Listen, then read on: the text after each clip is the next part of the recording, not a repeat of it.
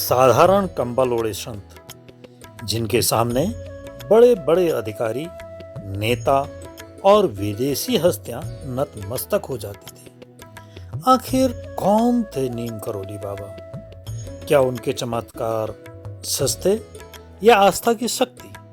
आइए जानते हैं इस रहस्यमयी संत की अद्भुत कहानी। एक ऐसे संत जिन्होंने कई चमत्कार किए और ऐसे चमत्कार किए कि पूरा देश उनका भक्त बन गया। एक ऐसे संत जिनके आशीर्वाद से करोड़ों लोगों की जिंदगी बदल गई। उनकी कहानी आपको हैरान कर देगी। एक ऐसे संत जिन्होंने स्टीव जॉब्स से लेकर मार्क जुकरबर्ग तक, आखिर क्यों दुनिया के ये बड़े बड़े लोग इस भारतीय संत से प्रभावित हुए? रेलगाड़ी रुक गई थी और फिर जो हुआ उसने एक साधु को नीम करोली बाबा बना दिया। उन्होंने कभी खुद को भगवान नहीं कहा, लेकिन लाखों लोग आज भी उन्हें अपना रक्षक मानते हैं। क्या एक इंसान बिना किसी पद, शक्ति और दौलत के पूरी दुनिया को प्रभावित कर सकता है? नीम करोली बाबा की कहानी इसका जवाब है। आइए जानते हैं इस रहस्यमयी संत की अद्भुत कहानी। रहस्यों और आस्था की दुनिया में आपका स्वागत है। गाजेंद्र सिंह दासिला ब्लॉग्स। हर हर महादेव।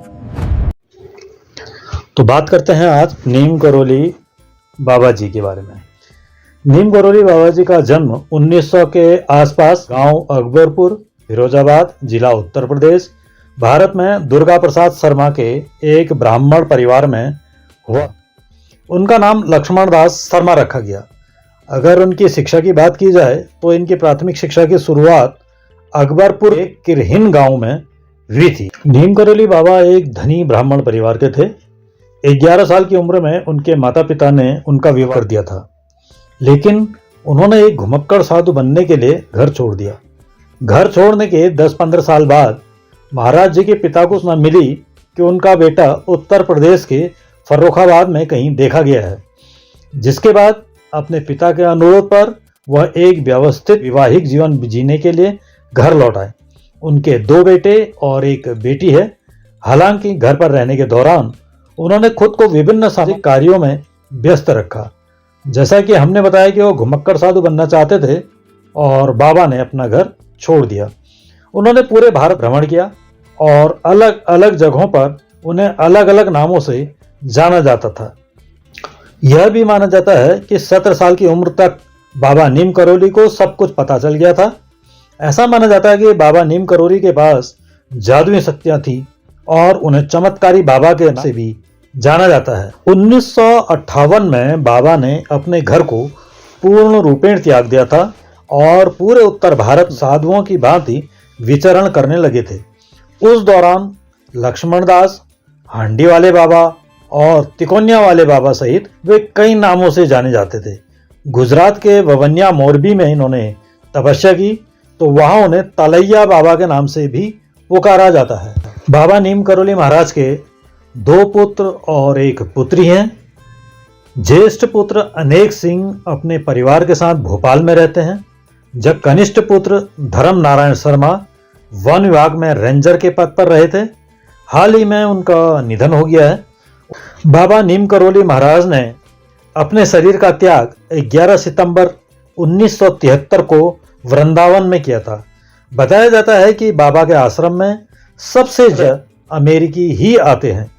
आश्रम पहाड़ी इलाके में देवदार के पेड़ों के बीच कैंची में स्थित है। आमतौर पर मंदिरों में, आश्रमों में लोग चढ़ावे में मिठाइयाँ, फल, पैसे आदि चढ़ाते हैं, लेकिन कैंची धाम में भक्त कंबल चढ़ाते हैं। तो प्रश्न होता है कि ऐसा क्या है ये कैंची धाम और कंबल, इसका रहस्य क्या है? तो चलिए बताते हैं कैंची धाम और कंबल का रहस्य। इस संबंध में ये कैंची धाम और कंबल की एक कहानी है जो इस प्रकार है। तो नीम करोली बाबा जो हैं वो हर समय कंबल ओढ़कर रखा करते थे। कई दशक पहले, कई साल पहले इसी कंबल से जुड़ी एक घटना हुई, जिसके बाद से लोग कैंची धाम में कंबल चढ़ाने लगे। इस घटना का जिक्र नीम करोली बाबा के एक भक्त हैं रिचर्ड एल्पर्ड रामदास उर्फ रामदास, इन्होंने अपनी किताब मिरेकल ऑफ लव में किया हुआ है। इसमें रिचर्ड एल्पर्ड ने बताया है कि बाबा के भक्तों में फतेहगढ़ के एक बुजुर्ग दंपति भी शामिल थे। एक दिन बाबा अचानक इस बुजुर्ग दंपति के घर पहुंच गए और कहा कि आज रात वे उनके घर पर ही रुकेंगे। तो ये बात सुन के दंपति बड़े खुश हुए, लेकिन वे गरीब थे, लिहाजा सोचने लगे कि वे बाबा का आदर सत्कार करेंगे कैसे। खैर, उन्होंने जैसे तैसे भोजन का इंतजाम किया और फिर सोने के लिए बाबा को चारपाई और ओढ़ने के लिए एक कंबल दे दिया। बाबा तो बुजुर्ग पति पत्नी भी वहीं चारपाई के आसपास ही सो गए। रात में बाबा कंबल ओढ़कर सो रहे थे और ऐसे कराह रहे थे कि जैसे उन्हें कोई मार रहा है। बड़ी मुश्किल से वह रात गुजरी। सुबह बाबा ने वह कंबल लपेटकर दंपति को दिया और कहा कि इसे बिना खोले गंगा में प्रवाहित कर दो। तो बाबा ने दंपति को खाली कंबल दिया था, लेकिन जब वो इसे गंगा में प्रवाहित करने जा थे दंपति, तो वह इतना भारी उनको लगा जैसे कंबल के अंदर ढेर सारा लोहा हो।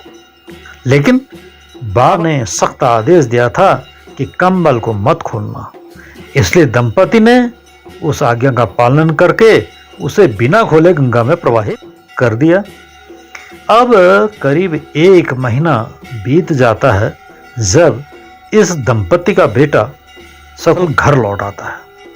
तो दरअसल होता क्या है कि इस बुजुर्ग दंपति का एक ही बेटा था और वह ब्रिटिश फौज में सैनिक था। दूसरे विश्व युद्ध के समय वह बर्मा फ्रंट पर तैनात था। पति पत्नी अपने बेटे की चिंता में व्याकुल तो रहते ही थे और चाहते थे कि वह सकुशल घर लौट आए। बाबा नीम करोली के घर में रात बिताने के 1 महीने बाद वो बेटा वापस लौट आया। बेटे ने बताया कि करीब महीने भर में एक रात वो दुश्मन फौजों के बीच गिर गया था और रात भर गोलीबारी होती रही। इस युद्ध में उसके सारे साथी मारे गए, लेकिन वह अकेला बच गया। बेटे ने कहा कि मैं कैसे बच गया यह तो मुझे भी मालूम नहीं। उसने कहा कि उस पर खूब गोलाबारी हुई थी, लेकिन उसे एक भी गोली नहीं लगी। ये वही रात थी जनाब जब बाबा नीम करोली उसके घर में सो रहे और पूरी रात दर्द से कराह रहे थे, चिल्ला रहे थे। तुरंत यह सुनकर उस दंपति को बाबा नीम करोली के चमत्कार की याद आई। वह उनके इस चमत्कार को समझ गए।